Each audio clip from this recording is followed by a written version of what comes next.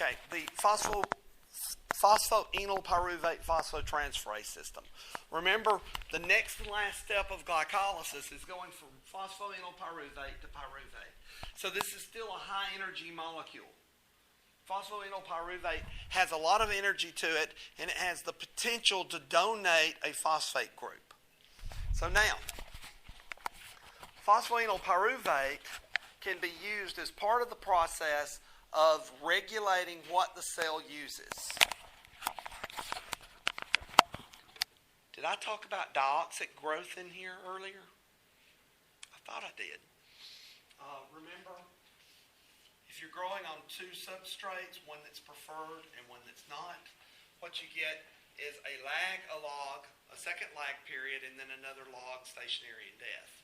So what's happening is these bacteria are able to make a molecular choice between one substrate and another. Fructose is something that a lot of bacteria don't see much of. So you can grow a bacterium in glucose versus fructose, and they will frequently use the glucose much faster, and they like it better. They grow better on it, just because they're adapted to it. Okay. So, there are three main ways that you can get regulation of or molecular choices that occur. If I offer you chocolate cake versus Brussels sprouts, which I don't like Brussels sprouts, then if I'm at home and I'm starving to death, I might accept the Brussels sprouts. Other than that, I don't want them in the house, okay? It's just a bad experience as a kid or something.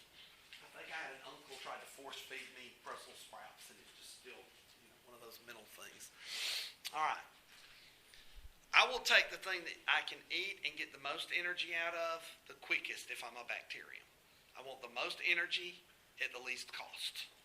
So that's what they're doing here, is they're trying to figure out a way of picking a substrate. Okay. And I'm simplifying this. There are over 50 different proteins involved in this process. So what I'm doing is very simple. You have the phosphoenol, I'm going to go through it, and then I'll go through it again more slowly. Let me go through it quickly so you get the idea. Phosphoenol pyruvate becomes pyruvate when it gives off its phosphate group. So you have three main enzymes involved. You have enzyme 1, histidine protein, HPR, and enzyme 2A, glucose. Okay. Those are the three main enzymes or proteins involved in the phosphotransferase chain. They're taking that phosphate group, it's like a hot potato, and they're moving it down a chain. All right. So phosphoenol pyruvate gives enzyme 1 a phosphate group, and it can pass it on to an HPR protein. It can pass it on to the enzyme 2A glucose molecule. There are a limited number of these within the cell. Let's just say there's 100 in there to make it easy for you to understand. There's 100 of them. And it's the ratio of phosphorylated to dephosphorylated enzyme 2A that control the regulation of this molecule. So you have a ratio of those molecules at work. If you have glucose coming in, glucose comes through a glucose transporter. But glucose by itself can go out of the door just as easily as it can come into the door. Okay. So we want to lock glucose in the cell because we want to be kind of stingy and take all the food in. Fred, my office is open. Help yourself if you need a place to sit. I'll see you in a few minutes.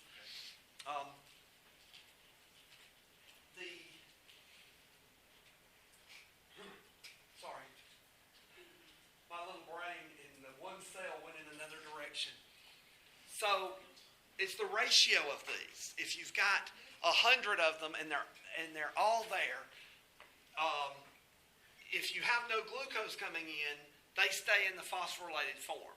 So that means there's no glucose available if they're all phosphorylated, right?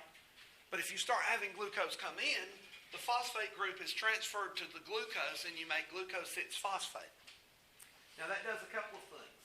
It blocks the glucose inside the cell, so now it can't go out the same door it came in. I've tied a refrigerator to its butt. It won't fit through the door anymore. Okay, the best analogy I can come up with. It's a big refrigerator because it won't go through that door. All right. If there's a lot of glucose coming in, then the ratio of the dephosphorylated form goes up because it takes time to pass this phosphate group down the chain. It won't rephosphorylate it so quickly. So if glucose is coming in, I dephosphorylate this and I increase the concentration of enzyme 2A. It can do several things. One of the easiest things to understand that it does is it can do this number 2 over here, inducer exclusion. If there happens to be maltose or fructose out in the environment as well as glucose, what will happen is the dephosphorylated enzyme 2A will bind to transporters that are specific for these other substrates and block them from taking up fructose or maltose. It's inducer exclusion. I'm going to exclude the inducer maltose or fructose from even coming into the cell if glucose is available. Why? One, I want glucose to be used first. Two, every molecule of sugar that I bring into the cell is an osmotic point against me. Too much osmotic pressure and it causes problems. I only want to bring things in that I'm going to be using. Okay.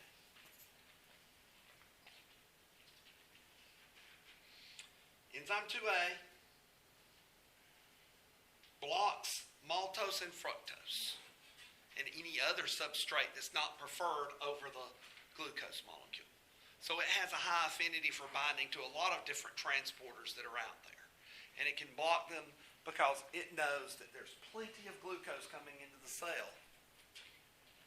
I don't mean to anthropomorphize and make you think that the bacteria have a brain and that they know, but you get the idea. If there's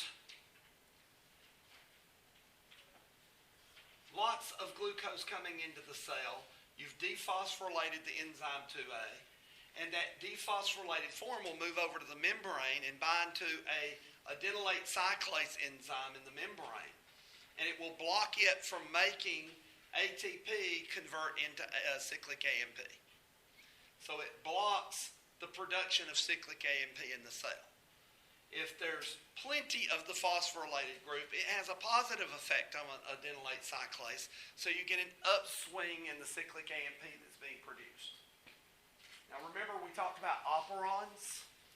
Okay. An operon is a group of proteins, Z, Y, A, with a promoter and operator region. Frequently, there's a binding site for cyclic AMP that if cyclic AMP binds right near the promoter, it increases the rate of synthesis of that gene. So, you've got preferred substrates and non-preferred substrates. If I'm a preferred substrate, I want that gene turned on pretty heavily. And if I have a non-preferred substrate, I don't want it turned on if I don't need it. So what happens is adenylate cyclase converts this. So high levels of cyclic AMP means that there's no glucose in the environment. Cyclic AMP will bind to those non-preferred genes or operons or regulons, and it will upregulate. I just had an idea. It happens once in a while. I need to check that. The cyclic AMP will bind to the non-preferred substrates and turn those genes on a little bit bigger.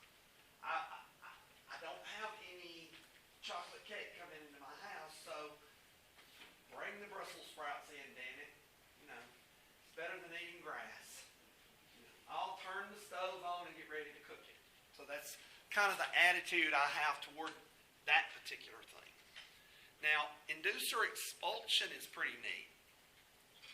Let's say that you start a bacterium growing on fructose. So you have a lot of fructose that's phosphorylated in the cell. is not the preferred substrate that you want. But it was all you had at the time. Now, all of a sudden, the real sick, twisted individual who's the scientist adds some glucose, and now I've got something I like better than fructose. Okay, what do? Do I use the fructose I've already taken in? Because it's taking up space, it costs me a lot more to use it. Why don't I get rid of it?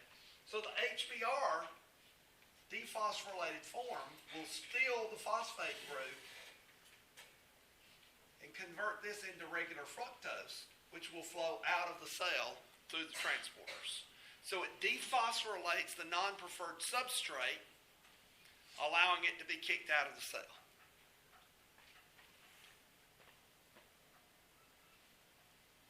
Okay, so phosphoenolpyruvate phosphotransferase system is simply a method by which you can phosphorylate substrates using a chain of proteins.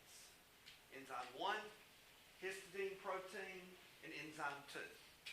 It uses a high-energy molecule called phosphoenolpyruvate to transfer the phosphate group to the chain. It takes time. It's not a real quick process, so you don't want it to automatically phosphorylate the enzyme 2A, because what you're wanting to happen is to have a ratio of phosphorylated to dephosphorylated molecules to let you know how many of the preferred substrate are available to the cell. Does that make sense? Okay. It passes the phosphate groups down. If all the trucks are full of phosphates down there, there's no glucose coming into the cell. If there's no glucose coming in, then I want to activate adenylate cyclase. So I increase the amount of cyclic AMP there is in the cell, so I can turn on some of those gene systems for non-preferred substrates. Okay. That's catabolite repression. If there's plenty of glucose coming in, I repress adenylate cyclase, lower the amount of cyclic AMP, so I can't even turn on the stove to cook the Brussels sprouts as long as chocolate cake is coming in. So as long as I have the preferred substrate glucose, I can't even turn on the gene systems for digesting these things. Okay. Now, inducer exclusion is where the dephosphorylated form of the enzyme 2A glucose molecule binds to the transport proteins for non-preferred substrates, if they're in the environment, and prevents them from transporting the substrate into the cell.